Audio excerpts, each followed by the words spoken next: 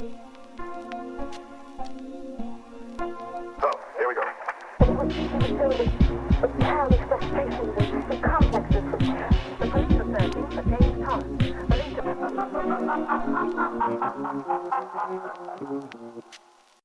Hello. Hi.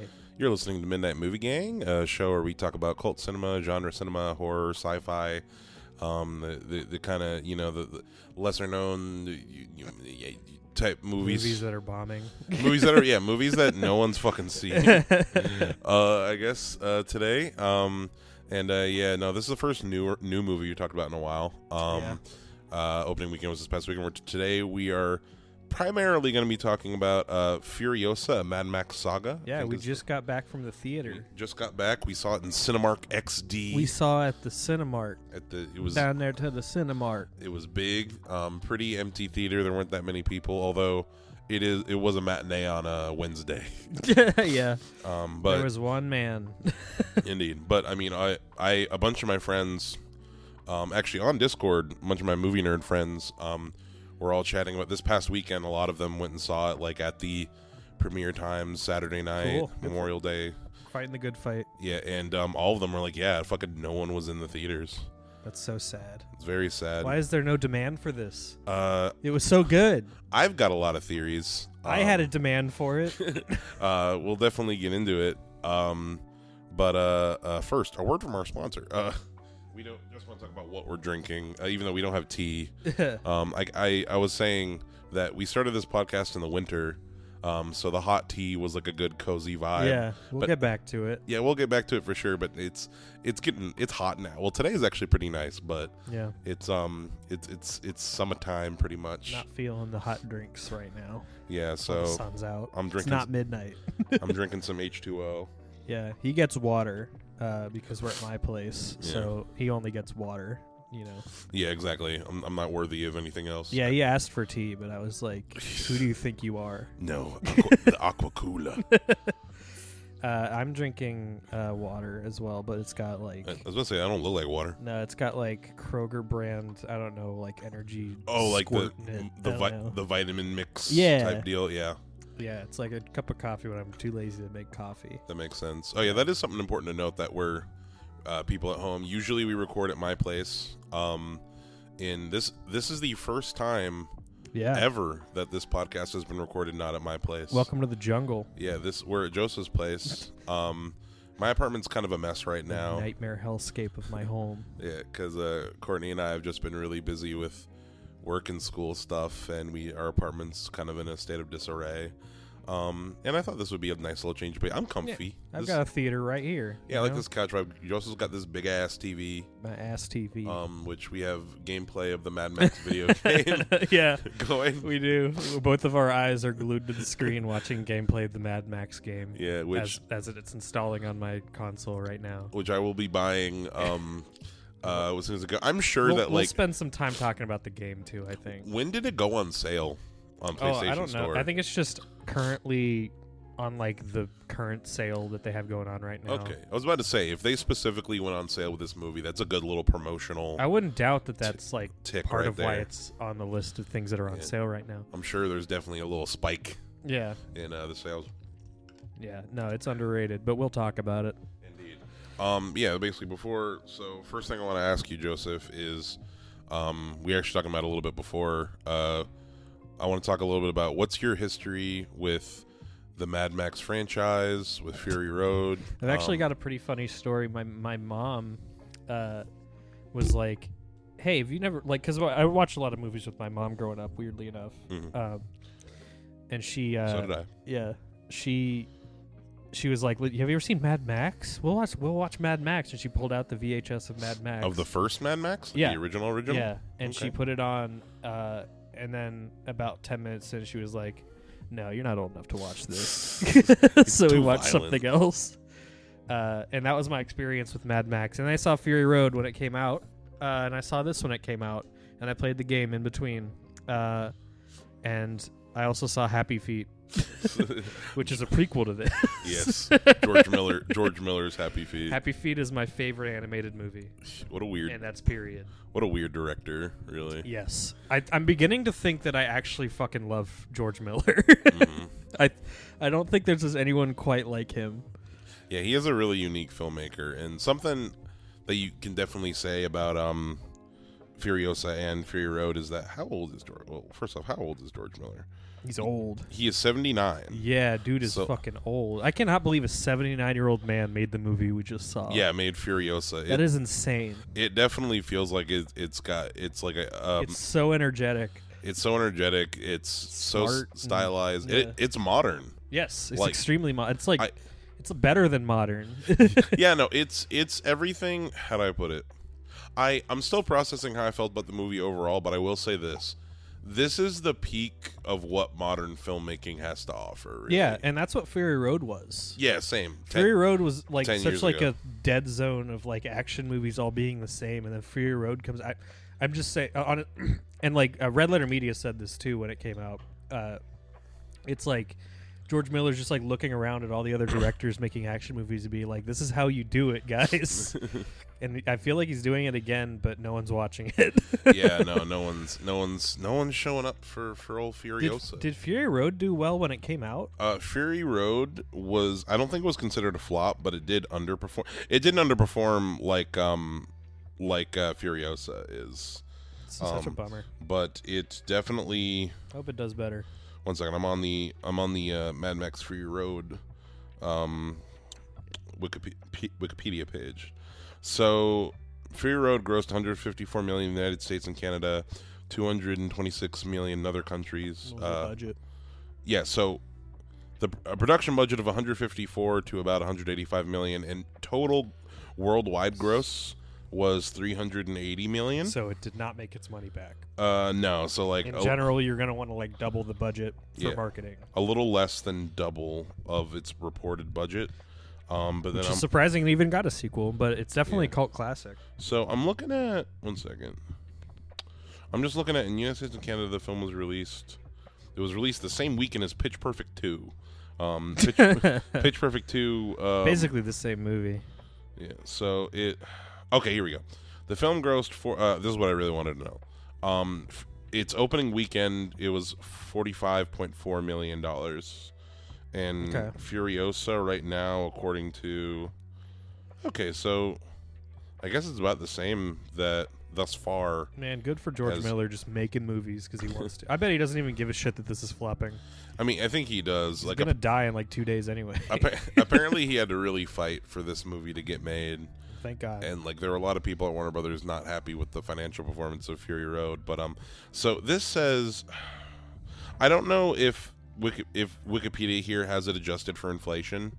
Yeah. This 45 million, but it seems like in Furiosa made thus far, according to Wikipedia, has made $67.8 million on a $168 million budget, which we're so that's pretty bad. That sucks. Yeah, and here's the thing, it's especially because it was Memorial Day weekend too. So it was like you had an extra Saturday. Yeah, no, this is like prime movie dumping hours. Prime movie time and like really everything going for it, cuz even though like Fury Road is definitely like a cult classic by all means, like it's a movie that like has become loved and like cherished by like absolutely. It's like Blade Runner 2049. It got nominated for it got nominated for Best Picture the year it came and it out. Bombed. I hate it. And yeah, no, so like and he releases this post COVID. Yeah, no, and it's like all the hype was here for Furiosa, including like Anya Taylor-Joy is definitely an actress that people like very much look out for. Yeah, she's not given much here, but yeah. Oh, really? It's interesting to say that. We'll get into that when we talk about the movie. Yeah. But you know, like I think this is a good vehicle for her. It's a good franchise for her. Yeah. I think that, people love this franchise. It's just like it just is reforming, and I think, and here's the thing, it's not like I think. There are a lot of reasons why, like, movies and theaters are underperforming. Yeah. Like, people aren't going to the screens, and I think that one of the biggest ones is the fact that the quality of films is lacking. Yeah, definitely. I think COVID made people realize, like, I think movie theaters are already felt like an outdated concept to a lot of people before COVID, and then after that, it was like I just saw Planet of the Apes or Kingdom of the Planet of the Apes on Monday. Had like one of the worst theater experiences I've ever had. I don't blame anybody for never wanting to go to a theater again. Yeah, no, that's totally fair. It sucks.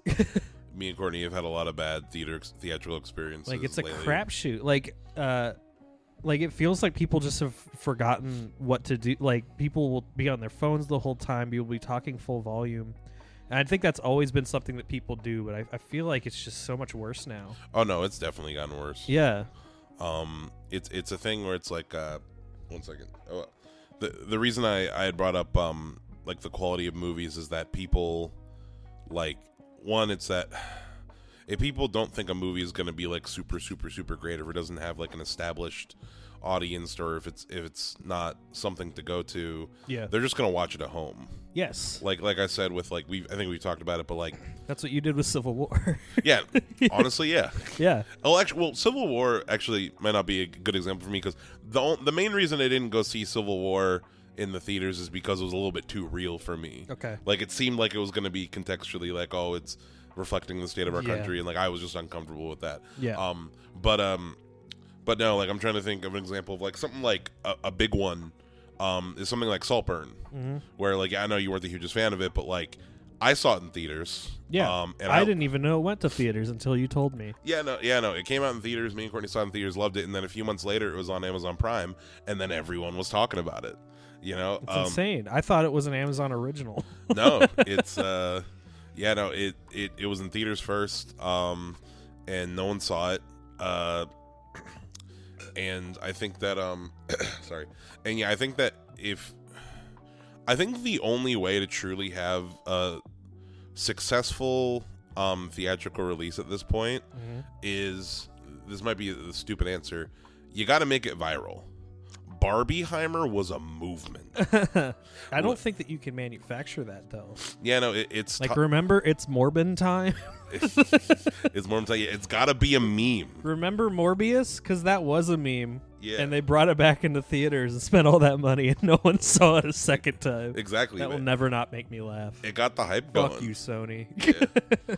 I mean, it's a thing where it's like, yeah, you got to make it into a meme. You got to make, like, because here's the thing, because people, you'll see people talking about a movie online a lot, and that gets a lot of buzz. Exactly. Like, the film, like, the people who they're trying to get don't care necessarily about the movie itself. Like, people who were participating in the Barbieheimer thing, didn't care about seeing Oppenheimer or Barbie. Really, it's just like they want to like take their pictures at the movie theater, like, oh, I'm at Barbie, I'm about to go into Oppenheimer. I'm seeing Oppenheimer as well. Yeah, you know, and like they are there not for the art, but to be a part of, like, this might be a little bit too nice to say to it, but they want to be a part of that community aspect of the branding of it. Yeah, because nothing is about the actual art itself anymore. It's about like the branding of it. Yeah, that's true. You know, and honestly, like, I feel like, yeah, the only time you get a real turnout at a movie theater is like a situation like that, where you have just a bunch of buzz on the internet of people talking about it, or talking about how excited they are. Yeah, and that happens less and less and less. I think they're trying to do that with Deadpool and Wolverine.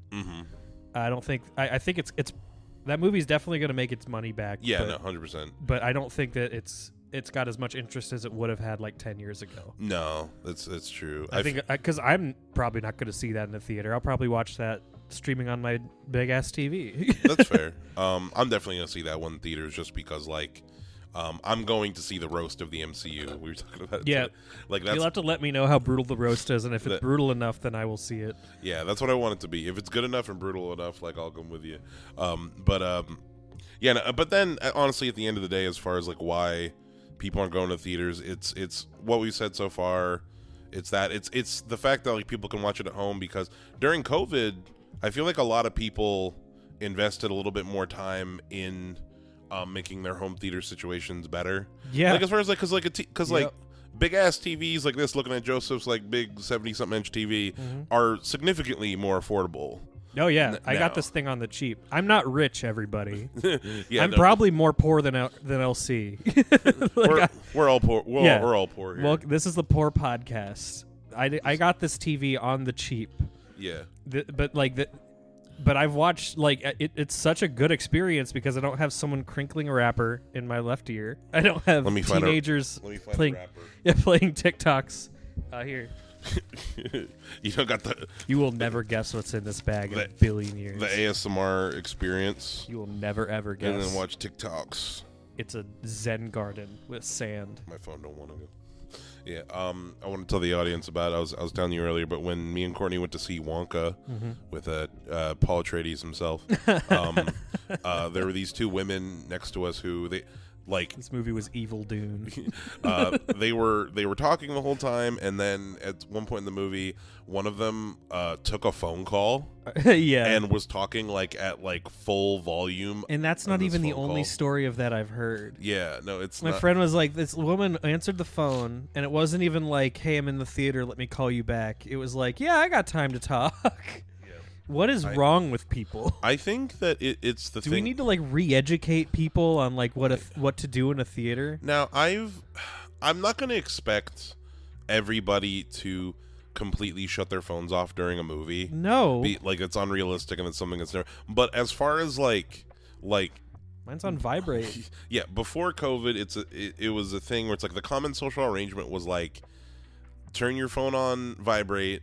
If you need to look at your phone, do it discreetly. Yes, have the brightness down. brightness turned down. You know, oh my god! At Planet of the Apes, this teenager had the brightness all the way up. Or at the very least, this part of the reason you're going is for the communal experience of seeing something with an audience. There's a certain energy with certain kinds of movies that's beneficial, and you're going for that, and part of that is respecting the people around you. Yes. And I think that I thought we were living in a more respectful time. I think the two aspects of it is one, people just weren't used to that because COVID made it so that anybody cares about is everyone was just so used to making their own personal experience comfortable. Yeah. You know, where it's we lost that skill, but also, and this might be very old man to me. We do sound like two old assholes. Back in my day, fucking movies, fucking teenagers on their damn phones. Yeah, but this is gonna sound very old man to me, but it's just people are more addicted to their phones. Yeah, and it's a thing where it's you talk about shorter attention spans. Yeah, shorter attention spans. You talk about it.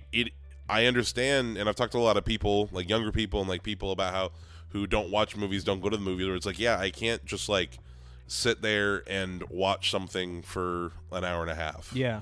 You know, that's putting all of my concentration on one thing for an extended period of time is just not something I can do. And I understand. Don't go to the movie theater. Yeah. That's what that's for. Watch it. Is to sit down and shut up and watch the movie. Watch it in 18 parts on TikTok, yeah.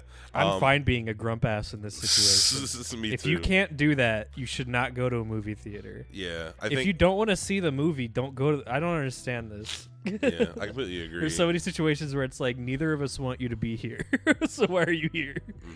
Watching this person upgrade their his wild car hunt on the Mad Max game stream. But yeah, no, it's a skill that people don't have anymore. And part of me is a little bit sad about that because this is an art form that I care about. Yeah. But another part of me is well, I can enjoy talking to and having a community of people who do respect it. Yeah. Because here's the thing. I have never had that experience at a small independent theater. Studio 35 is the one near us. It's a bar theater. It's it's geared towards cinema fans. I refuse to use the term cinephile. Cinephiles. Movie fans and older people. Like I said, it's a bar kind of thing. Yeah. And people are always quiet. They're always respectful. At this point, I have a Cinemark right by us, which is where we saw this. Mm-hmm. And I'll pretty much only go in the middle of the day. Yeah, when it's not crowded. Yeah, and if it's a PG-13, forget about it. I'm not going to see that in the theater. I know it's really illogical because Furiosa was rated R. Yeah. But when we went to the theater today, there was a fuck ton of kids in the lobby. Yeah, they were on like a field trip. Yeah. I was like, oh my god, they're probably there to see Garfield, but like, Garfield, Kung Fu Panda 4 is there. If dear God. and Oh my god, imagine in that theater. I hope they're not seeing Furiosa. That would have been fucking hilarious. Yeah. And it would have pissed me off. Yeah. It would have been both. It would have been rough. At the end of the day, yeah, so like small theaters I think are kind of the bastion of hope for me. Yeah. Just as far as like, and the nice thing with like the indie theaters too is like a lot of them are making their bank on showing older films now. Or like you ever been to Gateway Film Center downtown? Yeah. They show like cult movies all the time, older films, and like that's and that's pretty cool, and that's probably It's sick. It's probably helping them stay afloat because it's way cheaper to like license and rescreen older films than newer films. I remember I was there once and they were showing Shrek, which is interesting. Yeah, for the kids. But the last thing, or like the main thing that I think is keeping people from going to the theaters right now is that motherfuckers are poor. That's true. We just saw a matinee and tickets were $10. Yeah, we to be fair, it was the fancy it was theater. the fake IMAX. The only one I'm ever going to go to again, by the way, because that was a great experience. Yeah, no, that was a lot of fun. Oh my god, there's a bike in this, by the way. I think it's called like the Thunder Maker or something like the Thunder Bike. The Thunder Bike. And you feel the thunder. The subwoofers go crazy with that bike. The sound in that theater was fucking great. This movie's sound is awesome. Yeah, the sound design's wonderful. Yeah. But yeah, no, to take your family to get, like, if you're somebody like with a family and you have like 2 or 3 kids, like you're easily dropping like $200. Oh my god. I need a slushie. I need a nice. That was the thing too. Is like I was at Planet of the Apes, and like this mother had brought her like gaggle of teenagers, and it's like she must have dropped like $60 on you guys to see this movie that you don't give a shit about. I would be so angry if I was that mother, because this shit is expensive. Like it's a luxury. It's sad. Yeah, no, that's another reason. Yeah, for sure. And just at the end of the day, people need to pick and choose what they're gonna see. It's a tough decision. It's like, oh, is it worth seeing? And then another factor too that's actually I think is another thing. The distance is it giving you a struggle? No, I got it. The mic. I think another thing that's big is that movies are going from theaters to streaming so quick now. Oh, insanely fast. You have to catch them like that. Yeah. Boy Kills World, I never got to see. I think it was like a low, like a super low key release, but I really wanted to catch it, and they were only playing like 10 p.m. showings for like 2 weeks. Yeah, and then I wasn't like, now I have to try to find it on streaming if I want to watch it. Well, is it streaming now? Is it available to stream? I don't know. I hope so. Like, well, what I was saying, like Civil War is like an example too, where it's like Civil War honestly didn't. It was only in theaters for like a month. Yeah, and it was only what, in the month, like a month ago or 2 months ago. Yeah, that it was there, or like there was some. Like you got to catch them like that. Yeah. Well, I wasn't necessarily saying like the amount of time they're in theaters. I'm just saying that like because they're gonna come to streaming so quickly, you can more easily justify like, oh, like I could just wait like a month and then it will be on streaming. Yeah. So I don't need to see it. Yeah, there's not really much like incentive to go see it at a theater. Whereas, like, and that's the thing too is like, are we even gonna judge movies based on box office anyway? Considering they make at this point they probably make the majority of their money on streaming. Yeah. I remember even distinctly. I just have memory. I was working at FYE when The Force Awakens came out, and I remember The Force Awakens came out in like December, and the Blu-ray for it. And at that time, I'm pretty sure Blu-ray and digital was the same day. Yeah. Now they usually do digital and then like a Blu-ray release a little bit later. I remember buying the Blu-ray digital combo packs of movies. Remember that? That was such a specific time in history. Yeah. The Blu-ray for Force Awakens didn't come out till May, 5 months later. Yeah. And now that turnaround time is much, much quicker. So it's rough. In Furiosa, it's a little bit of a bad sign for me because I still say for the most part, as far as like how movie theaters are gonna go, I think all of it, movie theaters, Blu-rays and DVDs and stuff, it's all just turning into a more niche market. Yes. Like there's still a demand for it. The things that do exist. Yeah, you can see my collection of physical media down there, and it hasn't Yeah. grown in a few years. Yeah, none good's come out. Yeah, there's Tropic Thunder. Yeah. But it's just a thing where it's like, you know, it's become more boutique, and it's become just like smaller. It's a collector's market now. Yep. And now if you own like, and now it's like if I want to watch a movie, like that I think of like, man, I'm in the mood to watch this movie. There's probably literally nowhere I can stream it that on like a service that I have. Yeah, and you have to rent like it. The vast majority of the time, I end up just having to rent it on YouTube. Yeah, you have to. That's just where we are right now. Yeah, and then even like, you know, we're gonna get into that lost media thing. I think I told you about how me and Courtney were watching Dogma. Yeah, we were talking about that with King. And how like we couldn't rent it anywhere. Yeah. So like we watched my DVD, which I was annoyed because it's not HD. I do hate DVDs. Yeah. But yeah, no, real shitty stuff. Bummer. But people, state of movies right now. Yeah. Bummer. But the people's listening though, please go see Furiosa. Regardless of like, you'll hear our more detailed thoughts on it in a moment. There are good movies coming out. There are good movies. That is not the downside of cinema right now. This is a good big old summer movie that you should definitely go see. It's extremely fun. It's definitely worth your time. It's an all around good movie. It is definitely a great movie to see in the theater. Oh yeah, it's built for the theater. Like absolutely. It is a superior experience. Please go see it. Support it. Please God. But yeah. Anyway, so to the movie. We just saw it. I want to bring up the Wikipedia page for it. So Furiosa, a Mad Max Furiosa, a Star Wars story. Yeah. How do you? The title does give Solo vibes, doesn't it? Yeah. I don't know how I feel about the title, a Mad Max saga. I think that was a studio mandate. Yeah, that's true. To like make sure that people connect it. Yeah, I'm sure he just wanted it to be called Furiosa. Yeah, Furiosa or simply Furiosa. Yeah. Yeah. That's kind of fair. Mad Max is in it, by the way. He is in it for 2 seconds. He's in one shot. You see the back of his head, which Furiosa is in trouble, and this is spoilers. We're I'll wait until we're in spoilers. Okay. By the way, fun fact: the person playing Mad Max there is Jacob Tamori, who is Tom Hardy's stunt double. That's hilarious. Is Mad Max because they can't afford to get Tom Hardy for the day. To get the back of his head? What? To get a shot of the back of his head? Yeah, to stand on a cliff. Don't get excited. Sorry. It's a cameo. Yeah, so this movie opens up. You get a little bit of the quick old summary of like, oh, the world's fucked and nukes and... Yeah, in case you don't know what Mad Max is, they're like...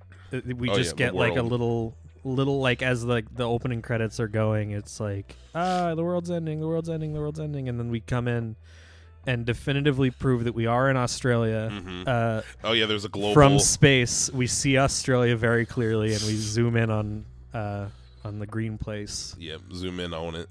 And it took me out for a second as far as like, you know what this opening in the green place reminded me of? What? Like Furiosa and her sister were like running around like without shoes, like getting fruits. I'm like, this feels like Lord of the Rings. Yeah, like I got big Hobbit vibes. Yeah, it felt very fantasy. Yeah, there's because we get a little glimpse of like the society. Spoiler alert for Fury Road that like dies out. Mm-hmm. But we get like a little glimpse of it, and it looks like Rivendell or something. Yeah. Like everyone's super happy. There's like a bunch of people living in this like beautiful green utopia. It does look like really ethereal. That, you know, it wouldn't really fit the theme of Mad Max if that place stuck around for very long and didn't just also die out. Mm-hmm. I think the whole point of Mad Max is just everything is like the world should be dead by now. Mm-hmm. Like everything that's still alive is probably the worst representation of humanity possible. Yeah, everything that's still alive is like literally the remnants. Yes. Like it's the aftermath. And this world makes you worse, which I think is the whole point of Chris Hemsworth's character. Mm-hmm. Oh yeah, no. 100%. I was surprised at how much I loved him in this. Oh, he was fantastic. I'm usually not a huge fan of him. This is his best performance. He when this movie literally said like, I'm done with this Marvel shit. Yeah. Let me be weird. With his big fake nose. Yeah, no, I to be totally do something weird, okay? Don't judge me. It's okay.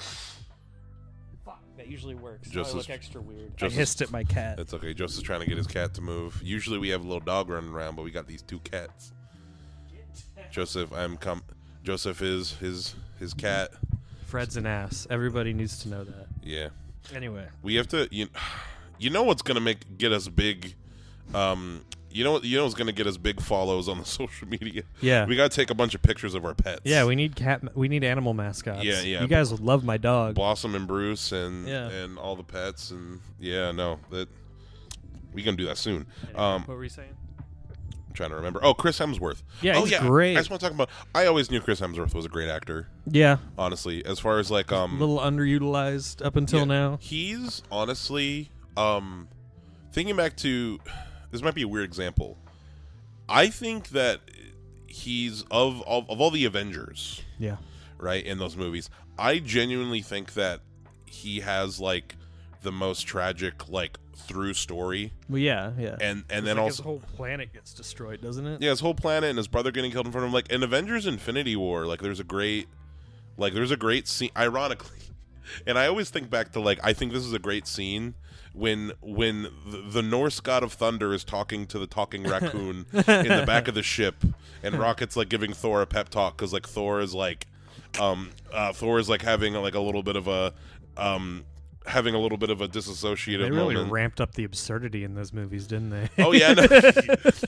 Like honestly, impressively, because it's like a frog boiling in water. Like you don't like, even notice it at a certain point. There's a fucking living tree playing a PSP in the front of the spaceship while a talking raccoon is talking to the Norse god. A living of tree thunder. that only says one thing. Yeah, and you're just like, I buy it. And you're like, yeah, sure.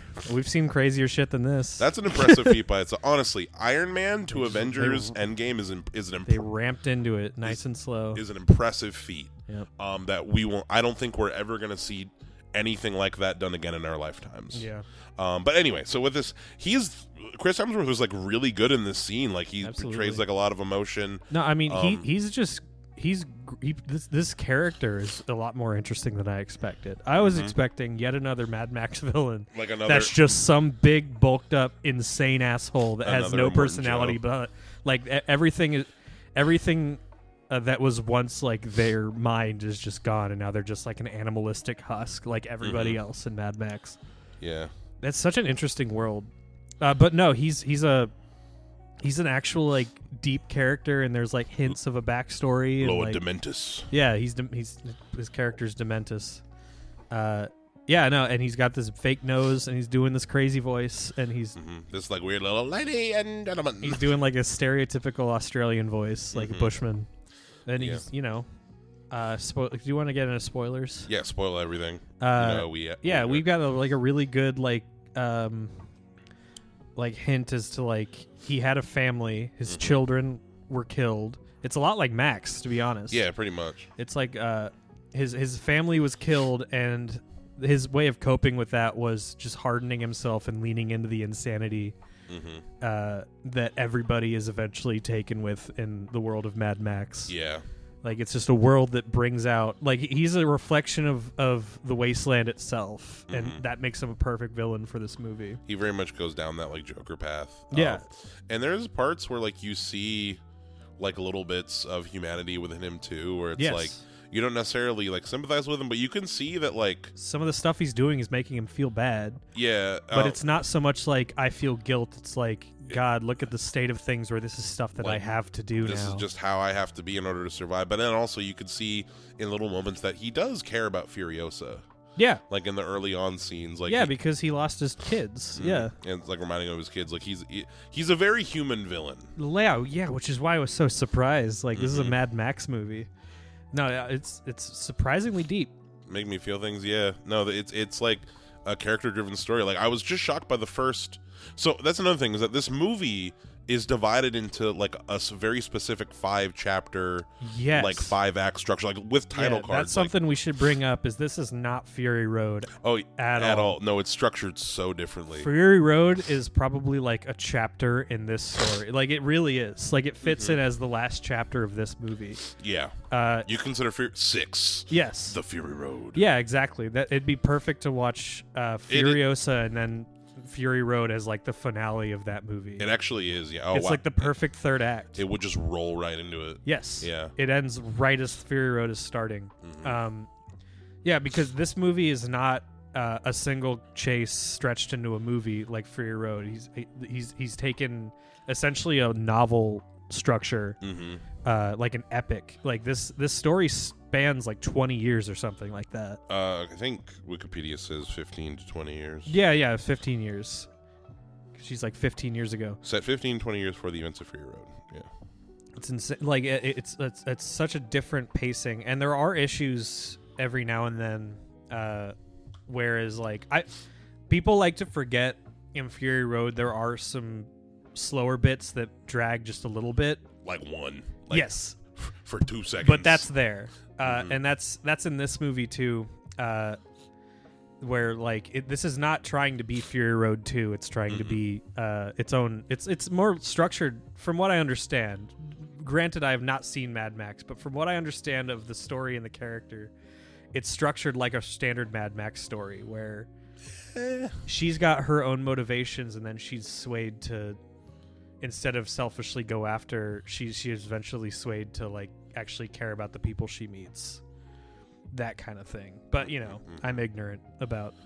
well, when you put it like that, I guess kind of. It's been a while since I've seen the original Mad Max movies, because, like, I don't want to spoil anything about them for you, because, like, you do want to watch them. Go for it. It would actually be fun. I have all 3 on Blu-ray. We should do, like, an OG Mad Max episode. Yeah, all 3. Yeah, that'd be really cool. That'd be fun. We're going to do that. I know Thunderdome's goofy. Thunderdome's a lot of fun. Thunderdome was my favorite as a kid. I bet it's going to be my favorite again. Okay. Road Warrior is objectively the best one, because honestly, Road Warrior is the closest in energy to Fury Road. Okay. Of the original 3, and I think that's why. Because in my opinion, Fury Road is the best of all 5. Okay. For me personally. Fair. Yeah. I think I liked Furiosa a little bit more, because I think this movie does deliver on the exact kind of action that you're looking for from Fury Road. Fury Road is a lot more practical, which does make a really big difference. But this delivers on the world building, and it just kind of blows everything out. Like it's like Fury Road is just so laser focused on what it is, whereas this is trying to be a lot more. You get so much more detail about how this world works, about how honestly about how the Citadel works, and like a Morton Joe's whole. Yeah, and that's something I like about Fury Road, is like how it's like it's not. There's no like text crawl at the beginning, like in the beginning there would like this is a Morton Joe and this is where he like it's like, and Furiosa is the same way, where it's like, you know, just enough for the plot. You you can piece together, like if you're curious about this world building, you can look deeper and like see answers for your questions. Like it's all there. And also like they pretty much show you everything in Fury Road and this movie. They show you. They don't directly tell you everything. Like, they don't go like, these are Morton Joe's wives. Yeah. And they're for me.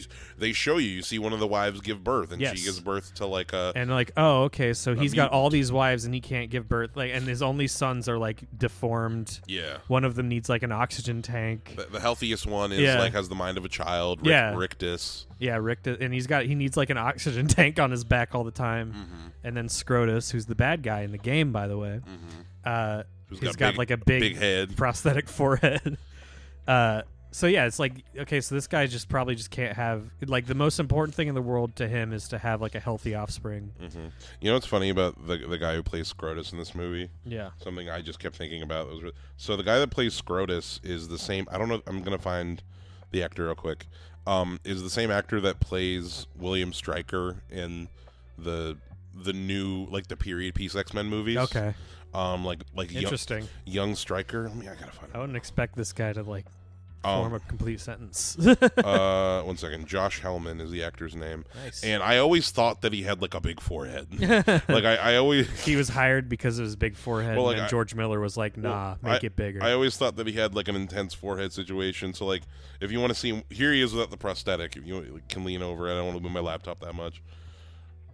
You see what I mean? He does have a very pronounced forward forehead. Forward now brow. It's like even more overhanging in this movie. Yeah, they just kind of extended it. Yeah. But he's got his sons.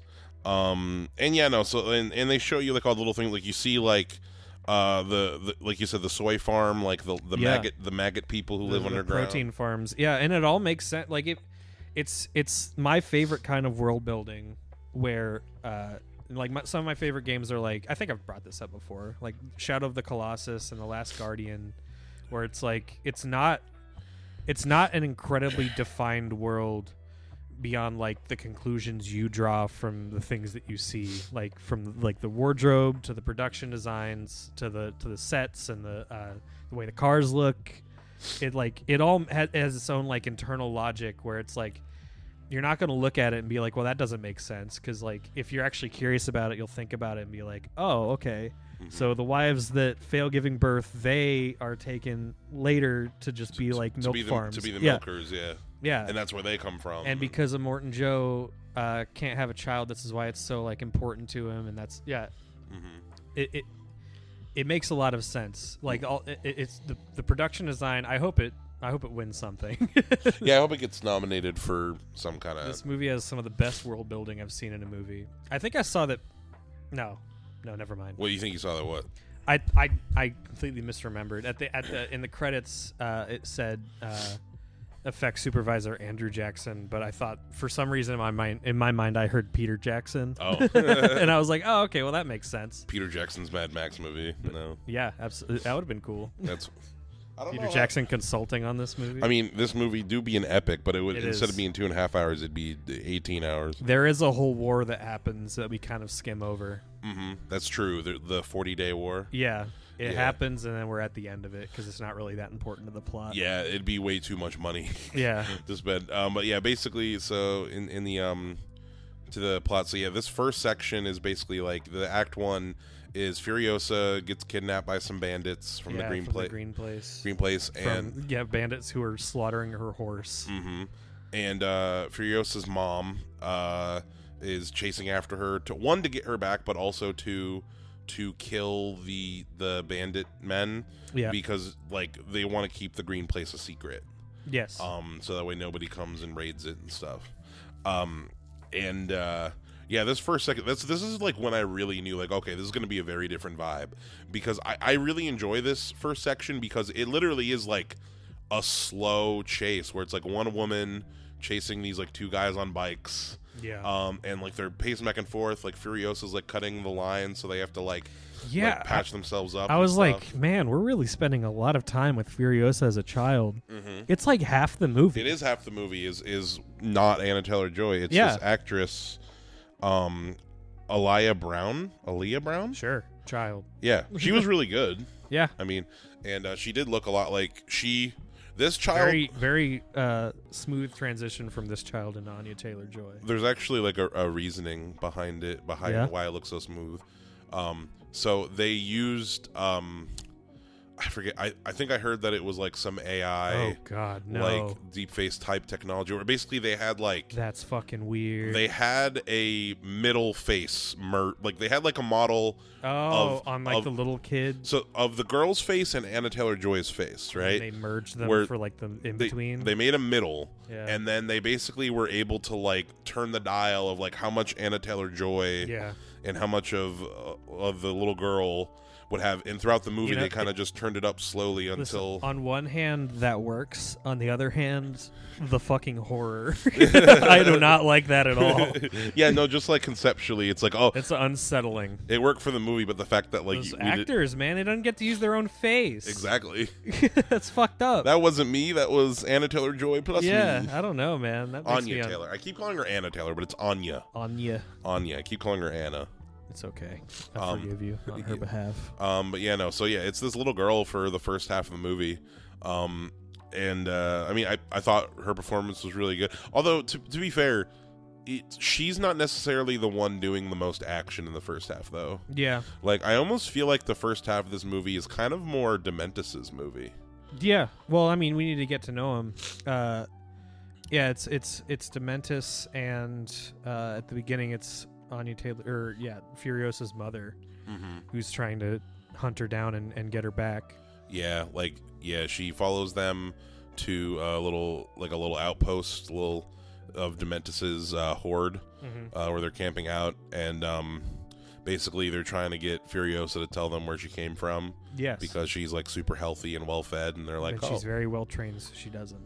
Yep. So she keeps her mouth shut. Yeah. And that first scene where we meet him, he's getting like a lesson from a history man. Yeah. Which is such a cool concept. Yeah.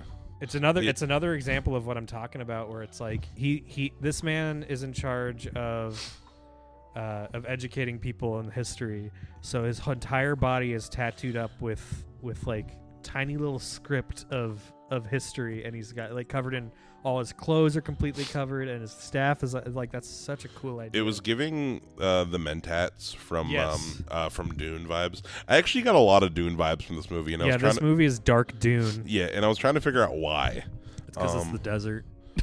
Yeah, It's the desert, and it's all mystical. And, it's the desert, and mystical. disorienting and strange. There's some visual similarities. Yeah. I do think though that the just the way that like they that in Dune, like there's a lot of in Dune. There's like everyone has their specific occupation. You know what I mean? Yes. Like everyone's like, you have this one specific purpose, and I yeah, feel like because if you don't have a job, you're just like one of these like gross little grubby guys at the bottom, exactly waiting for the water to pour out on him at the beginning of Fury Road. Yeah, and I think that it's a similar kind of vibe in this movie where it's like everyone, like there's the organic mechanic. Yeah. The doctor character Yes. was the same kind of thing, which I love that fucking name for a doctor. The organic mechanic. That's so good. Yeah, I saw him and I was like, oh, okay, so Morton Joe's going to get him from Dementis at some point. Yeah. She's got to lose her arm at some point, and Mhm. she like tattoos a map back home based on the stars on her arm, and it's like, oh shit, because like way before it happens, you realize what's going to happen. Uh-huh. You just don't know quite how, but it still ends Yeah. up being surprising. Exactly. Yeah, no, the way it happens is pretty rough. It is. Most of the time when I feel like that's one of my big issues with a lot of prequels is that like there are certain things that you know are going to happen. That's like, true. This character's one arm, she's going to lose that fucking arm at some point. Oh, this guy's probably going to die. This guy's Yeah. almost definitely going to die at some point because This guy- he is not in the sequel. This guy's going to end up here, and I feel like with a lot of prequels the issue is like the way that we get to that point, like the moment of how they get it is never as cool as like what you think. Yeah. You know what I mean? I think the arm thing paid off. Well, no. No, the arm. Well, in this movie, I thought it was well executed with the Yeah. arm. So just to jump ahead a little bit, she's being like held captive by Dementis, and her arm is like coming apart, and to like deal extra pain, he like hangs her from that arm to watch like her loved one get dragged behind a car for like an entire day. Watch Praetorian Jack. Yeah. The not Mad Max stand-in. Yeah, he's basically Max. Which I mean explains why she's so quick to trust him in Fury Road. Oh, but, because you think the idea is like yeah, because she's met a man like this before. She reminds him of Yeah. him. I can see that. I didn't think about that, but yeah, that tracks. But yeah, she's hanging from this thing, and he wants her to stand there and or hang there and watch her loved one get dragged behind a car all day, and then after a while he like checks on her, and her arm has come off, and that's how her arm came off. And then she just kind of builds a robot arm just by herself in like 2 minutes. You know the meathead version of like the connection between. I was just thinking it would be a real. I would hate the movie if Praetorian Jack was like her and Furiosa had a scene where they were talking, and he was like, I knew this guy once. I worked with him. His name was Max, and he was a bad motherfucker. And like just have that like. Honestly, he could be like the original Max, because you know how people say that like Tom Hardy Max is like a kid from a previous movie. Mm-hmm. That guy could just be Max. Mm-hmm. Or maybe a different Max. Yeah. Like there's a whole bunch of people that people have met out in the world. They're like, I bet. Another he's cool Mad thing Max. about these movies, though, is they're like legends. Like Mm-hmm. they're not consistent between movies, like intentionally, because it's like everything is insane in these worlds, including like it's an unreliable narrator almost. Like these are legends of heroes. Like Max could just be, because there's a reason Max doesn't really make it. It's like, how long has this apocalypse been going on? This guy's still in his 30s. Like in every iteration that we see. And it leans into that at a point, because at the very end when she takes out Dementis, We there's see like 3 multiple different ways. versions of how she Yeah. did it. and it's great. It's genius. It fits perfectly into the movie. It's like, well, why don't we just do all 3? Because like this is just a legend anyway. You decide, and also it lets you fill in the gaps a little bit in your brain where it's like oh, it could be like the worst thing imaginable, like in your head, because at the end of the day, like the scariest thing or the craziest thing is like what you imagine. Yeah, exactly. I was just thinking about so I recently upped my Patreon subscription to Dungeons and Daddies. I went to the next tier. Okay. And one of the content things is they have commentary tracks for some movies, and they do. What we were just talking about made me think of this. They have a commentary track on there for Twilight. Nice. And I was watching it the other day, and they were talking about how like I know that I couldn't make this movie because like I would do a bunch of dumb shit. like whenever Jake would come on screen, like I would just have like a little wolf noise go, "Awoo." And that just made me think about the genius. The Mad Max flashback. But anyway, yeah, no, just like sorry, what were we talking about? We were talking about the legend at the end of the different versions. Yeah, it's a good cover up to how George Miller does not give a fuck about continuity. No, and good. Yeah, like he just we've got enough of that. I just want to make the cool movie. That's Movies my cool movie. Do not have to be comic books. They can just be their own thing. That's why I love Logan, is because the director of that didn't give a shit about continuity either. He was just like, I just want to make a good movie. That's why I love the X-Men movies in general, honestly. Listen, I've watched the first 3 made by the pedophile and Logan. Really? Only those? I guess that's all you really need for that one. Yeah. But no, I mean, honestly, they're all the period piece ones. All of them, they're all great because all of them, every X-Men movie, even though there's things that like come back, for the most part, they're all pretty self-contained. Yeah. Like each of their movies are like their own stories. Like later on, like some of the later, like some of the last few, you can feel the MCU-ism start to come in, where it's like, because they're like, well, these other movies are doing really well. Yeah, like where it's like everything, like the last 2, like X-Men Dark Phoenix was the last one, and then they did a movie called New Mutants. Not New. Yeah, it was the New Mutants. Yep. Didn't that bomb? It bombed hard. Because I remember seeing the trailer for that and being like, oh, they're gonna make like a horror X-Men movie, and then not hearing anything about it for like 5 years. It came out during and then like being like, oh, that shit came out and it sucked. Oh, so it came out during peak COVID, and and they didn't release it on. They still did a theatrical release for it during peak COVID. Yeah, and I saw it at a drive-in. And yeah, no, it was fucking terrible. Bummer. Yeah. But what was the point I was making? But yeah, no, those last 2 did a lot of like, oh, like here are the things to come. Like, oh, we're dropping hints for the next thing, which is like a very MCU thing at this point. That's so lame. Yeah, no, but like those X-Men movies, like there are a bunch of continuity errors, and honestly, it doesn't matter because it doesn't matter. It's a movie. At the end of the day, they're gonna do whatever they want to do. That's like best for the film. Yeah, that it's in. Yeah, exactly. That's like the greatest dramatic, whatever has the greatest dramatic weight outweighs what makes sense. Can we return to a time when every movie was in its own pocket dimension? No, Joseph, because individual pocket dimension. We fucking can't. You know why? Because everyone is CinemaSins. Like, dude, all these. You mentioned his wretched name. Yes. I fucking hate that guy, dude. Me too. I don't care who knows it.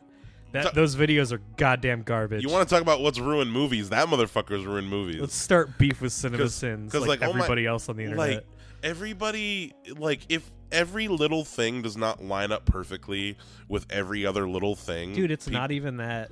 Well, yeah, for your example, yeah, absolutely. Yeah, like it's what are you saying? Well, I was just thinking about CinemaSins now, how much I hate him. Yeah, no, I just that guy fucking like he critiques things with criticism that aren't even fucking criticisms. Well, it's just like it's people can't suspend their disbelief for anything anymore. Yeah, really is what it comes down to. It's like, get your head out of like the meta and just watch the movie. Like I remember I was reading I was like listening to a review of Back to the Future, like an old, like someone a young person is seeing for the first time, and they're like, why is reviewing Back to the Future, and like, why is this high schooler hanging out with this old man, hanging out with this old scientist? Like, how'd they meet? How do they know each other? Listen, they didn't think it was weird back then. Yeah. Also, now there's talking about a concept like, we're gonna do a movie where this kid wants to go back in time and his mom wants to fuck him. Yeah, And there's that too. He's got to convince his mom to want to fuck his dad. And then that movie comes out and it makes $1 billion. And it's like one of the most famous legacy movies of all time. What a weird fucking world we live in. Like, what I'm saying is like movies like art is weird. Yes. Art should be allowed to be even big. Let it be weird. Big giant art like that should be weird, and that's what makes it interesting. And that's because people are weird, and we make weird shit and we think about weird shit. Speaking of Furiosa. Oh yeah, right. Sorry, Furiosa is a very strange. We're gonna have a lot of tangents. Yeah. So after this first section, they torture. They catch Furiosa's mom. They torture her. Yeah. And they kill her, torture her, and then in front of her, and then Dementis pretty much adopts her to be his thing that he takes care of, like a pet. His pet, keeps her in a cage, puts a muzzle on her, keeps her safe from his men. And by the way, he runs he's the head of a nomadic nation almost. It's thousands of people on motorcycles. They're just this giant moving colony that it's like a nomad tribe. It's amazing. Just kind of roams the desert. Yeah, no, I was surprised by it seems like there was a lot of extras in this movie. It felt very populated. The scale of this movie is very zoomed out from Fury Road. When was this movie filmed? Because here's the thing, something I noticed about a lot of Gastown. Gastown. Oh yeah, in the Mad Max game, we're looking at Gastown. Yeah. Something I've noticed about a lot of kind of COVID era movies, which even then I'm looking at this filming for this movie started June 2022, so we're not even peak COVID.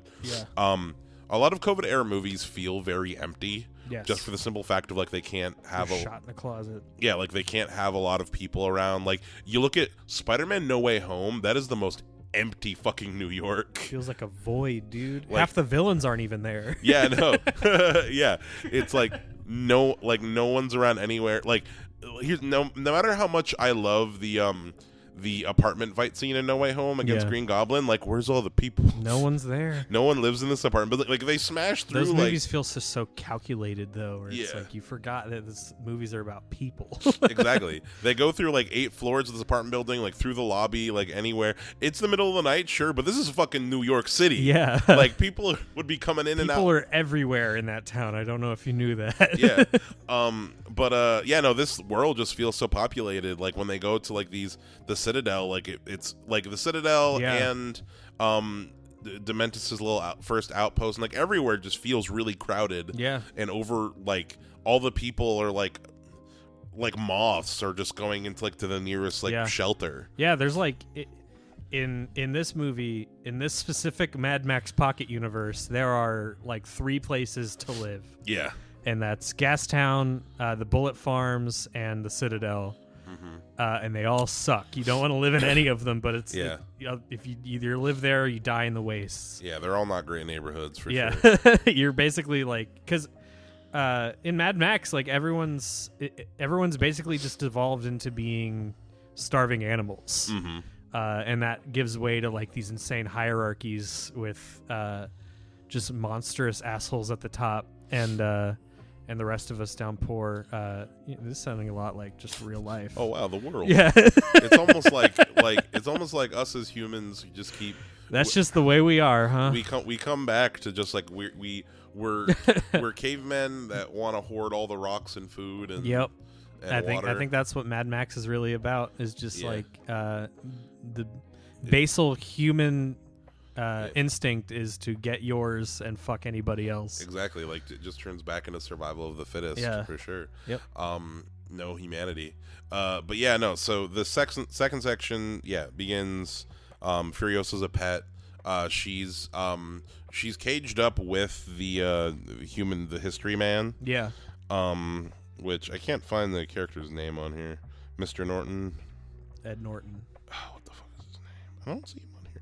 But anyway, the history man, and he he's covering all these tattoos, and she like the one bit of kindness that she gets in this movie. Yeah, like he offers to like teach her so that she can be a history man, and she tattoos the stars, like the path to like the map home, the stars on her wrist with his tattoo gun. And then so in this section, they roll up to the Citadel, and I love this fucking scene. So they roll up to the Citadel with this whole horde. He makes this big speech about like He's like, we're help us overthrow your leaders. Not even help us. You guys overthrow your leader, and I will be your new leader. Exactly. Like I won't. Like I'm not gonna. I will lead you because all leaders are false. Or like really backwards logic. Yeah, it's like you're getting taken advantage by your leaders. Yeah. Even though he will clearly do the same if he gets leadership. And I love this. Before they get there, though, they run into that one war boy. He has like a bolt in his head. Yeah. And he's got the chrome. And it's kind of dumb. I love the war boys so much. They're all so stupid. Well, their brains are fried from chrome maker. from the chrome and just from being all cancer ridden and like. They all got covered in tumors. Exactly, and they're just like hyped up. The war boys are like it's the ultimate frat. Yeah, you know. Oh man, you know what? Oh, side note: one of my favorite. I only just recently realized this. One of my favorite Mad Max details was in Fury Road. The reason he's on the front of the car when he's a blood bag, it's because it's giving him adrenaline, so he can pump adrenaline into the driver. Isn't that fucking? Doesn't it just make perfect sense and match the world so perfectly? Yeah, that works so perfectly. Man, it's just so brutal, and it just works. High octane feral blood, fuel me up. Yeah, this is like one of my favorite kinds of world building in like fantasy worlds, where it's like it's not really even trying to have like any direct analog to anything in real life. Like it just has its own internal logic that makes sense. Like this is the world we live in, and it's very, very different from the one we have now. Yeah. Facts. Anyway, I interrupted, I think. No, you're good. So they call out a Morton Joe. Joe's there with Rictus and Scrotus and his sons. Yes. And a Morton Joe's played by a different actor who he's all in the makeup and he doesn't look that different from the first. He looks younger.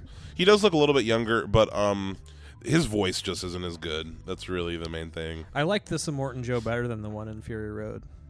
Yeah. I mean, thought he seemed a lot smarter. He is a lot smarter. I literally, it's just the voice. Yeah, I get that. Like, I think I like his voice needs to be raspy.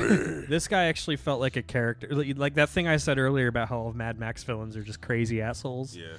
This guy still has like some like tactical intuition and shit. I never thought that anybody would make me think like, Morton Joe's bad, but at least he's not. I never thought I would not have the guy from Bullet Town. I never thought I would ever think anything would make me think that thought. And then it's a great moment where like a Morton Joe, like not even a Morton Joe, but the people eater, the man with the chain nipples. Yeah, that guy guy's so gross. He's in Fury Road too. Yep. He's just always playing with his nipples. Yep, he runs Gas Town in Fury Road. Like he's like, yeah, so before we start negotiations, pick a war boy. And then and he has his like little actor out guy, the guy that acts out his speeches. Pick a guy, and that guy just immediately fucking jumps 30 stories with the two Thunderpoons and just blows up a group of the witness. Yeah, witness me. Yeah. And he just falls and dies, and he's like, yeah, they'll all do that for us if we want want them to. You're an idiot. That's like how fucking loyal like they are. Like it shows how like everyone has their different tactics for how to like control people in this world. And the Morton Joe is like create religion, create this mythology, create this like and it's just like a way to like have people if you die like defending me, you'll go to Valhalla and you'll live forever or whatever. It's like on a Morton Joe side, it's really smart. Yes.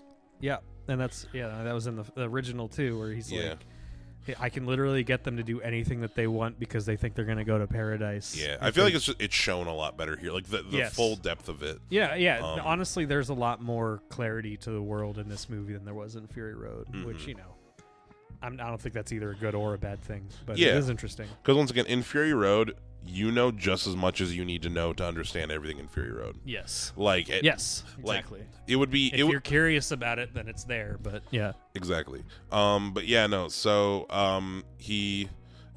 basically, they ditch there, and they take over Gastown, in a scene that, like, really shows how smart Dementus is, because Dementus isn't dumb. Yeah. As far as they take one of the. He's just crazy. He's just crazy, like everyone is. He takes one of the gas tankers and he disguises some of his guys in his platoon as war boys. Like covers them in white paint and stuff, and drive back to Gastown pretending they're under attack. And then when they're not buying it, just actually kill the guys you put up there. Exactly, just like seeming crazy. Because life is cheap in Mad Max. Exactly, like your life ain't worth shit. Yep. Like if I can use your death to benefit myself, I'm doing it. Yep. So they take over Gastown, and they basically have a bartering chip to get more food and shit from Morton Joe. Yeah. And in a great scene where I don't know, why does Dementus have his nipples attached to the dude again who runs Gastown? You know, that's a really I kind of had a hard time following that too. I thought he was just threatening the Gastown guy. Yeah. But he also the thing that he was threatening him with was attached to his nipples, and when he shot the guy in the head, it tore his nipples off. Which for that entire scene, I couldn't focus on anything outside of Chris Hemsworth. And he just didn't care. Yeah. No nipples. Like he reacted a little bit. He was like, "Oh, that hurt, but that's good." Yeah. This pleasure really threw off my brain, and he had to come back to what he was thinking of. Exactly. And that's Mad Max, man. No, everyone's got something big on their crotch to show how cool. It doesn't ignore how psychosexual everything is, and how hyper masculine this shit. Everything's just up on the edge. Yes. They're trying to negotiate with a Morton Joe, and a Morton Joe sees Furiosa, and is sees Furiosa and is pretty much I'll let you have Gastown. Yeah. If you give me her and you give me the organic mechanic. And you see that Chris Hemsworth is a little bit hesitant. Yeah, because and you can tell his feelings are a little hurt because this little girl wants to leave after he's put so much time into taking care of her and keeping her away from his. But he also murdered her mother in front of her. Of her. So and he's also a part of him is definitely probably well, that's Mad Max world. You choose. Yeah. Hey, I need to survive. That you're, Gastown's worth more than how much I care about you, pretty much. Yeah. Type of deal. Furiosa gets traded to a Morton Joe, and at first, basically, she her purpose is you'll grow up into one of my wives. Yes. Because you're so healthy. Yep. And she gets thrown into the wife chamber, and something I was kind of realized, something I was thinking about.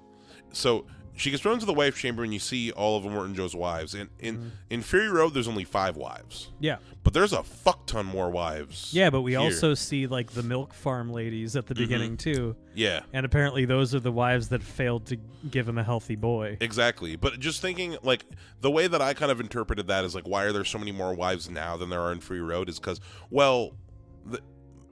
it is very rare probably to get a healthy child. Yeah, especially because I think he's just a mutant in yeah, general. He's a mutant and his sperm sucks. But as far as sperm sucks. I mean, yeah.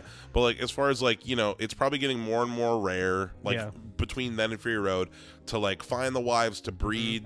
Yeah. Probably incest wise if these wives give birth to a healthy girl, they probably would become new wives and stuff. Yeah. And but it's just so uncommon that it makes sense that the genetic stockpile is winding down, so that he would have less wives as time goes on. Yep, he just uses them up.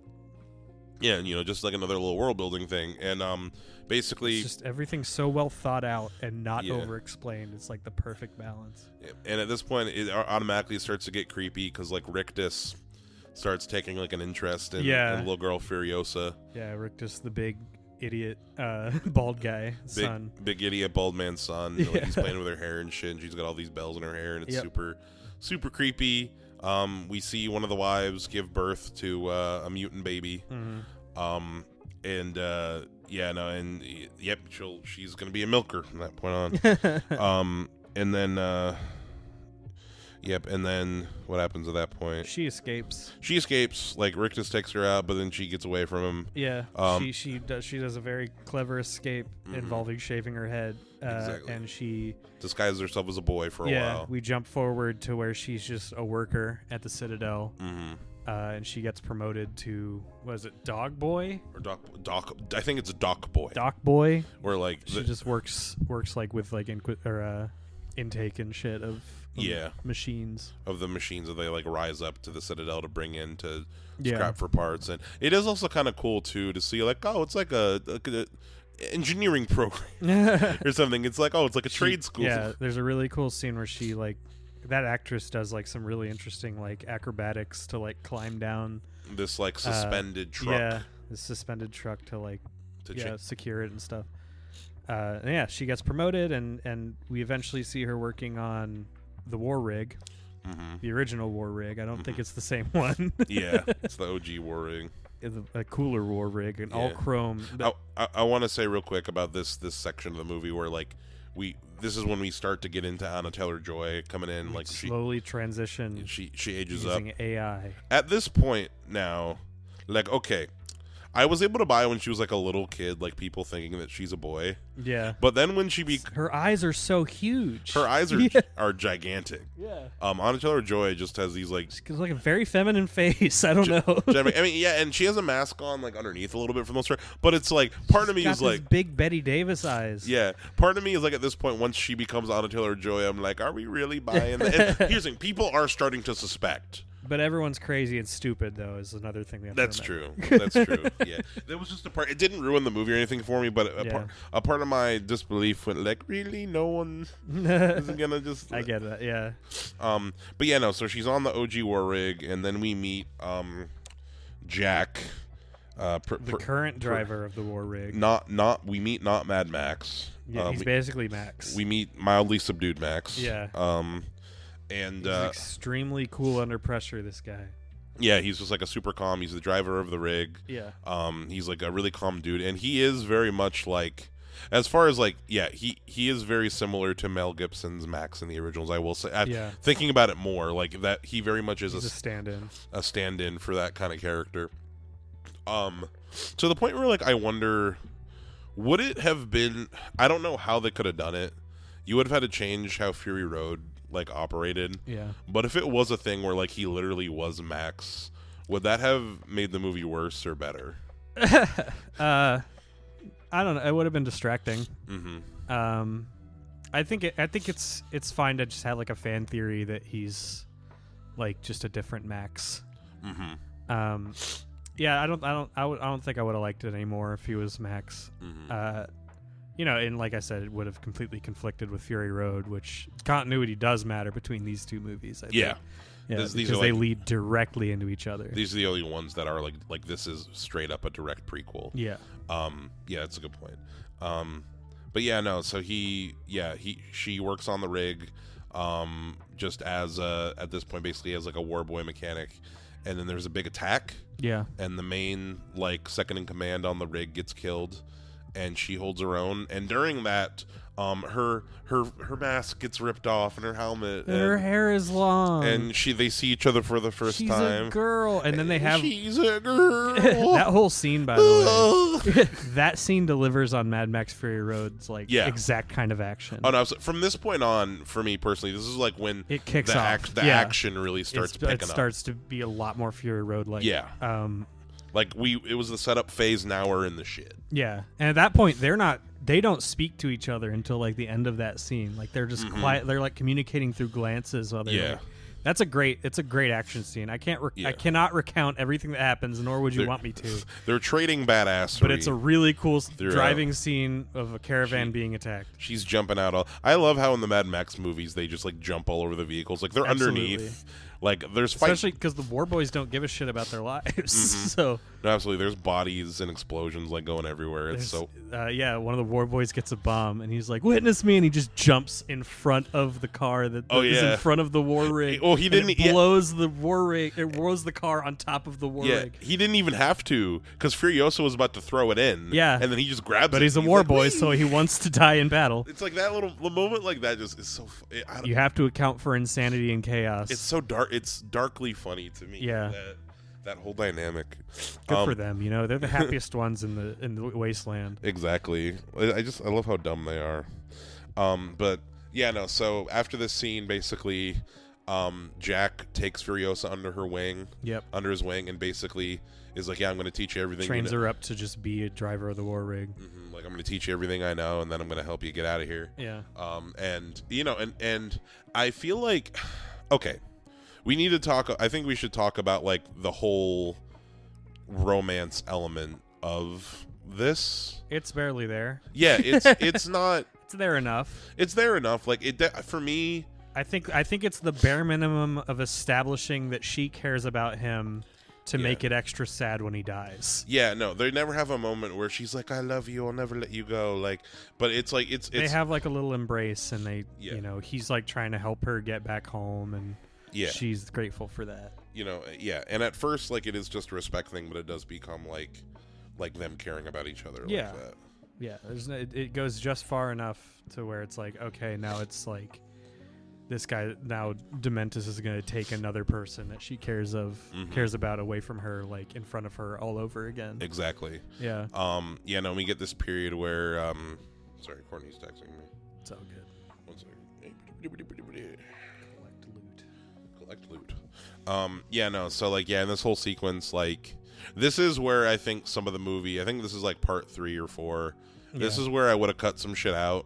Some of the scenes drag a bit. I feel like there's like 4 times we're like, oh, we're going to Gastown, we're going to Bullet Farm, we're going to Gastown. There's a lot of this that's dedicated to setting up why a war is going to happen later. Mm-hmm.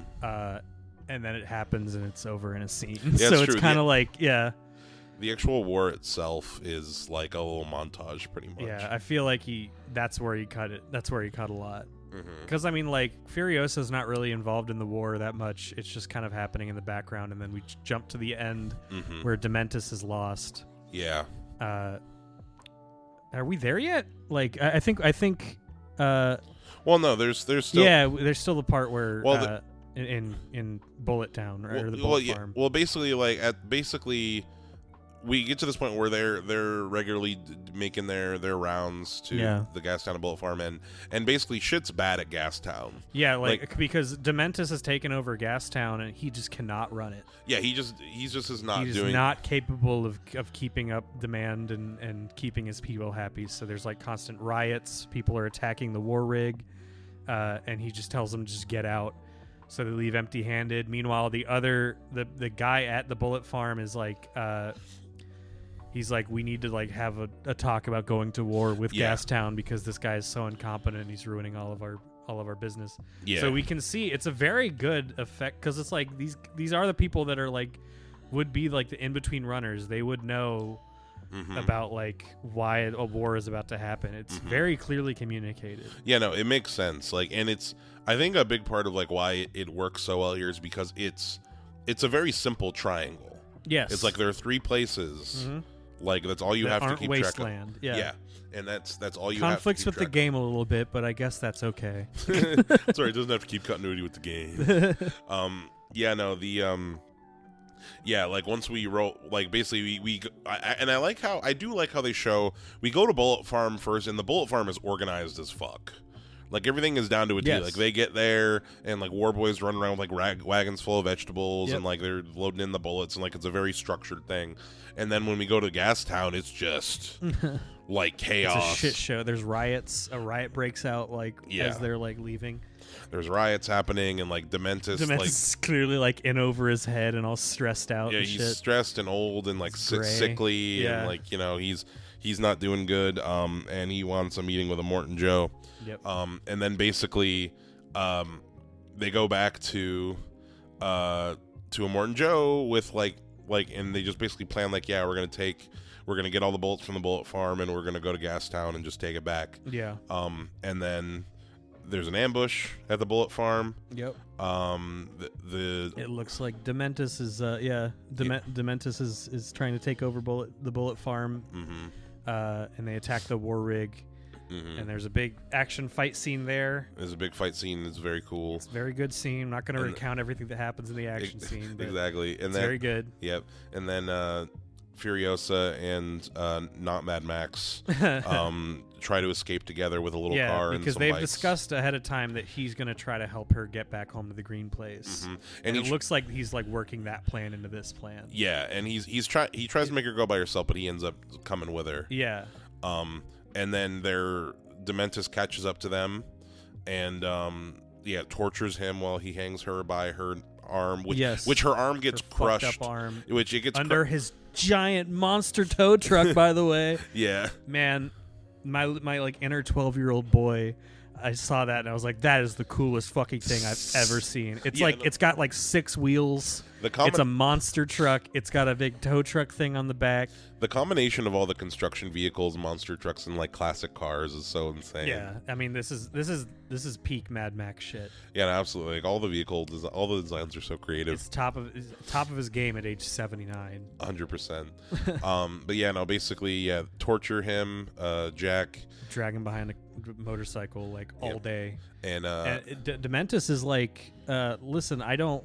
Like, he's like, I don't want to do this. You guys. Yeah, it's like look at what you guys are making me be. I cannot be soft in this world. It's just something that you can't do. You break my heart. Like, and it's crazy. Like, I understand why you did what you did. Like, he's still definitively a very bad person, but he's fell right. He's sort of like the he's sort of like a direction that Max could have gone, or even Furiosa, I guess, where it's like the world made me bad, so that justifies all my actions that I do. Like anything that I do to survive or keep power, it's just what I had to do in this crazy world. And it makes sense. It still makes him an effective bad guy though, and it makes you want to see him get what's coming to him. He's like one of the best villains I've seen in a long time. I think he's the best Mad Max villain. Yeah, period. He's so good. Like, because honestly, yeah. Every villain in all the movies is just another Immortan Joe. That's true. It's another like. It's just a stand-in in Road Warrior. Because everyone's just insane. Like, how much can you do with that? In Road Warrior, the character's name is Lord Humongous. Yeah. No, it's the same. In the game, it's Lord Scrotus. Yeah, they're all just like the same power-hungry warlord. Like, Dementus has a lot going on. Yeah. Yeah, no, so, she escapes. I couldn't really tell did her hand fall off or did she cut her hand off? I think it just, because it was already, his monster truck was already had damaged. eaten through, like, a lot of her arm. Yeah. The arm that she'd made the tattoo on, by the way. Haha. Yeah, and so she escaped. But no one ever gets very far away from this convoy in this movie. Like, it's like, when did she escape? Because they're like right behind her as she's driving away. Pretty much, she makes it all the way back to Immortan Joe somehow, to the Citadel, and basically tells him like she's found and thought to be dead, and her arm stump is infested with maggots, and she wakes up in like the maggot harvesting. Oh yeah! Oh my god! Protein farm underground at the Citadel. The nasties. You just see body parts. Disgusting. Very effectively disgusting. And her arm stump is just full of maggots and bugs and it's so gross. Yep. But she escapes and she gets to Immortan Joe and tells him what's going on, and it's just thus starting the war. Yep. And during this time, she dons her look, her Fury Road look. Yes. Where like she makes her okay. Now the only thing different is this is not Charlize Theron. She makes her a really cool robot arm, and she shaves her head and she gets the fit. Yeah. And now everyone respects her as a badass in her own right. Because she's now the driver, because the other driver died. So now she's the driver of the war rig. Yep. That's how you get promotions in the Mad Max universe. There's the 40-year war is a montage. I mean, it's 40-day war. 40-day war. There's like a nice little voiceover that's very similar to like War Never Changes at the start of Fallout. It's almost exactly that speech, but now it's talking about just another war that happens in the post-apocalypse. And then we cut to the end of that war when Dementus is on the run and like he's down to like maybe like 5 of his guys. And Scrotus is like hot on his tail. Yeah. Scrotus is on his tail. Furiosa steals Scrotus's car. And goes after him. He loses like all of his people in the pursuit. And there's like a really long scene, because essentially this movie is a revenge movie on top of everything else. And there's just like this really long scene of her confronting him in the desert and having complete control of the situation. Just those two, like he's struggling, he's injured, he still tries to fight back a little, but like and she wants him to remember her. Yes. Like to show that like this can't mean nothing to you kind of deal. Yeah. You know? But it's like she gets to this point where she has him at her mercy, and she's like, it's like, what do you even want to get from this? And he knows that. Like, he's like, I'm in the same boat as you. I lost everyone too. I want revenge too, but you're never going to, it's nothing you do is going to bring them back. Yeah, nothing's going. So he's like, you can do whatever you want to me. Like, I can't stop you. But literally nothing that you do is going to get what you want at all. And he's not wrong. Yeah, he's 100% right. Honestly, all of his takes are like pretty on point in this movie. Yeah, not gonna he's lie. like completely like reasonable way to go in the Mad Max world. Yeah, it's just not like a very righteous one. Exactly. But yeah, no, I think that scene drags a little bit. I think a couple of, because they kind of end up repeating themselves just a bit. Yeah, no, this is another part. Like, I feel like it's not necessarily whole sections that you could cut out of this movie. I feel like just like little bits here and there. Yeah. Like of each of the sequences. Yeah, just shave a few scenes back. Yeah, no, like it wouldn't take too much. It's a little bit. And we're also judging this against Fury Road too. Yeah, that's Fury Road. I think like, that's affecting our judgment. The most lean movie of all time. Yeah, that movie has no fat at all. Yeah, that movie. Yeah, no, that movie is like except for like maybe like one or two parts. Yeah, the blue scene. Yeah, the blue. When everything's blue, that's always when I'm like, all right, I'm gonna go to the bathroom. Yeah, no, the blue scene's like, all right, time to take a break. Like, and it's literally in the direct middle of the movie, and it's like the only break. Yeah. Yeah, but like there's a few scenes like that where it's like you could just shave a little bit off. Mm-hmm. But that scene is very satisfying, and like we said, it ends with 3 possible ways that she dealt with him, and you can just take your pick because it's just a story anyway. It's just a legend. Exactly. Yeah, no. Then the movie ends with her. The movie ends with her going into the wife chamber, and we see the 5 wives. Yep. You can't really see their faces in detail. And she secrets them away into the tank of the war rig, and we're like, oh shit, we're at the beginning of Fury Road. We're about to go Fury Road. And then they show the credits are clips of Fury Road. Yeah, which I don't know how I felt about that. Because I was like, oh, don't. It looked very different. Yeah, no, it is like a very different. Yeah.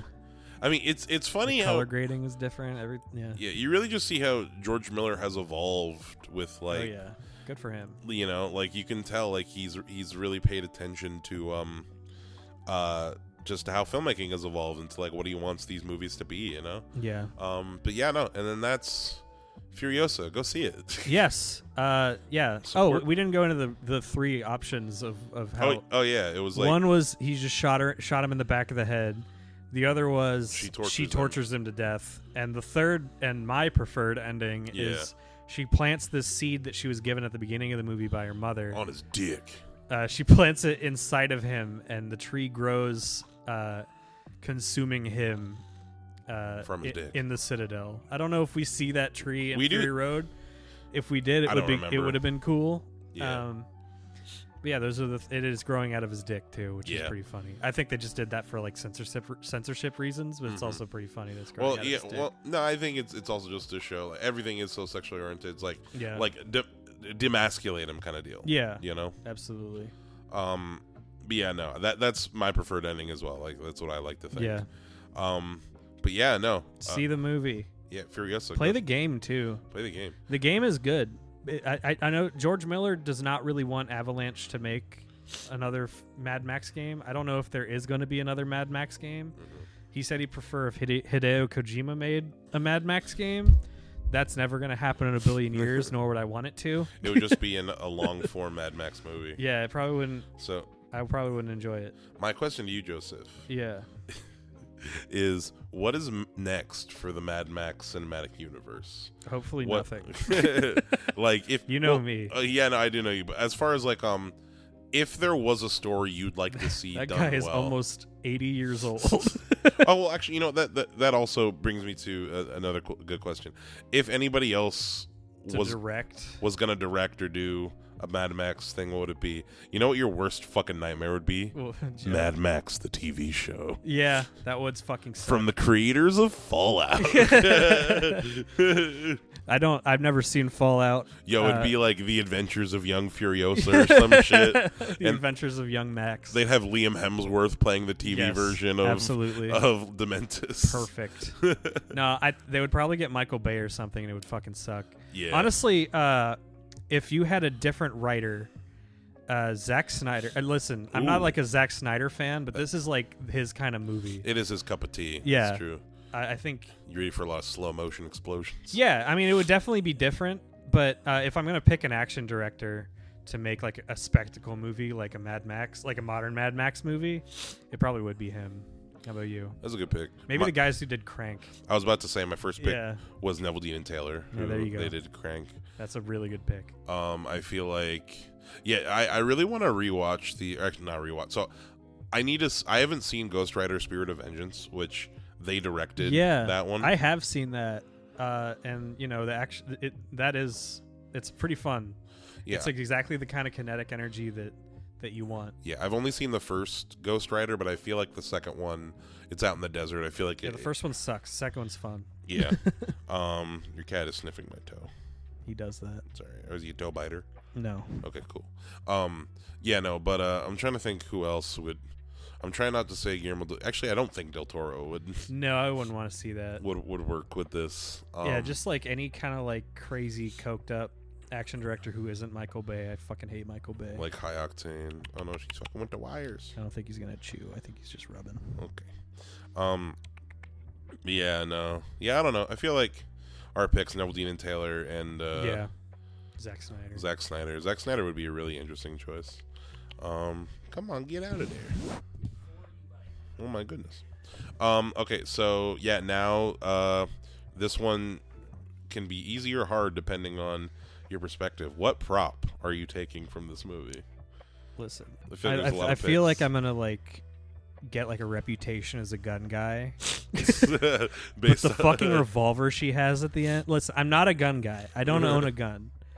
I want that prop revolver though, because it looks fucking cool. Have you ever seen that game Ion Maiden?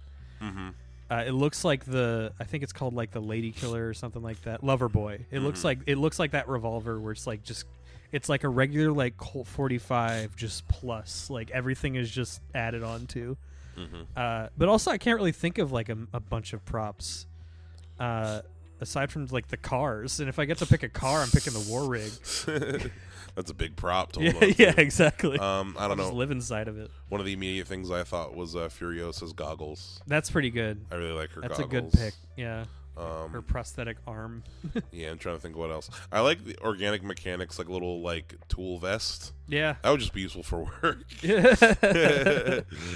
just use it. Just to have, yeah. I'm trying to think what else. Like a lot of good production stuff. I would say Furiosa's arm seems like it's mostly CG in this movie. Yeah. Whereas in the first one, it was mostly practical. Yeah, she kind of threw it together in 5 minutes, and it was like, oh, all right. You know what? I guess she just made it. Of all of the like I said, we were just talking about like when prequel shit is disappointing. That's probably the one that was the most disappointing. How she lost the arm, great. Yeah. How she got her robot arm, she just made it. Yeah.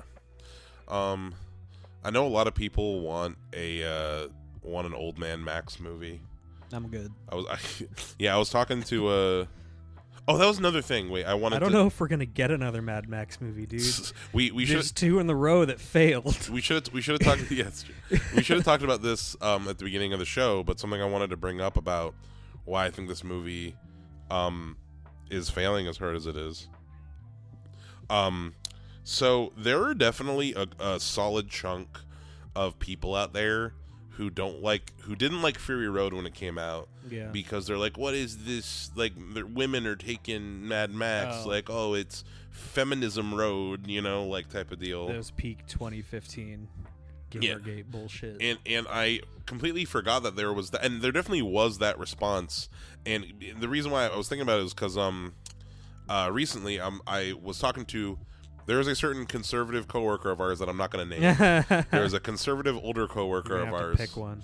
Doesn't really matter. And I was telling him how I was looking forward to seeing Furiosa, and he's like, "Oh, I'm not going to see that woke shit." What?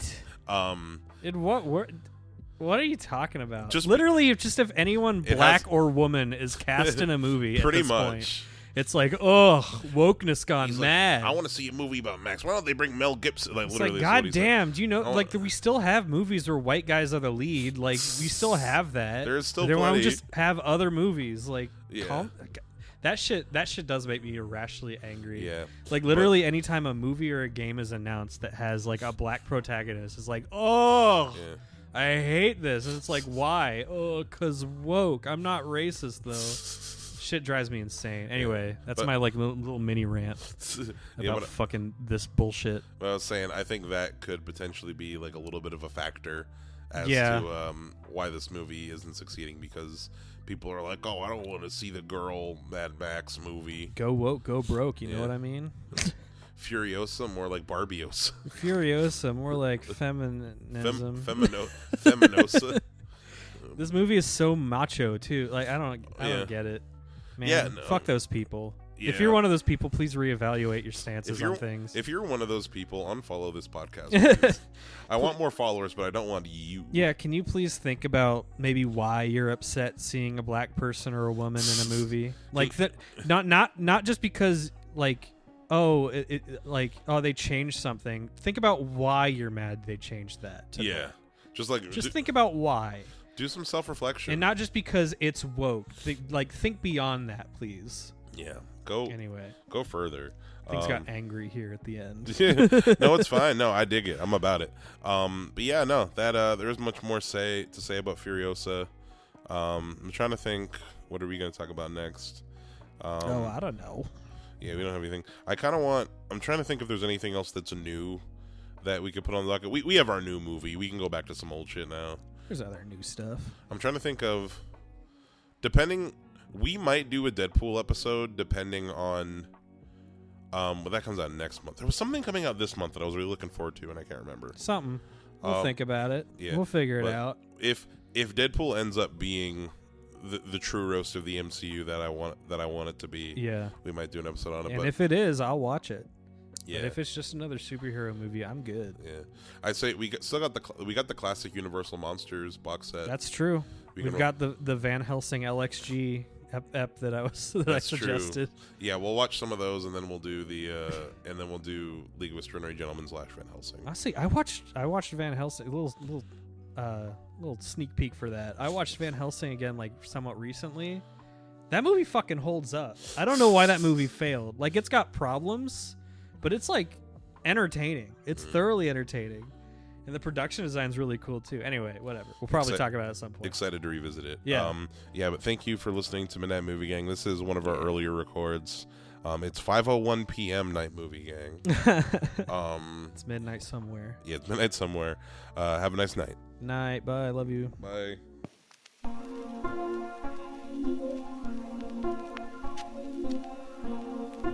So, here we go. With childish frustrations and complexes which the police are searching for James Hunt, believed to be the lover of Miss Williams, and her partner in the horrible murder of Walter. We grant everybody that I'm here to hold on. Oh, please tell me where this going. Please tell me. Sorry, I don't know. How hopeless that I got in here. 3 tickets to Albany on 6 o'clock train tonight. What do you think? Special agent. Special agent.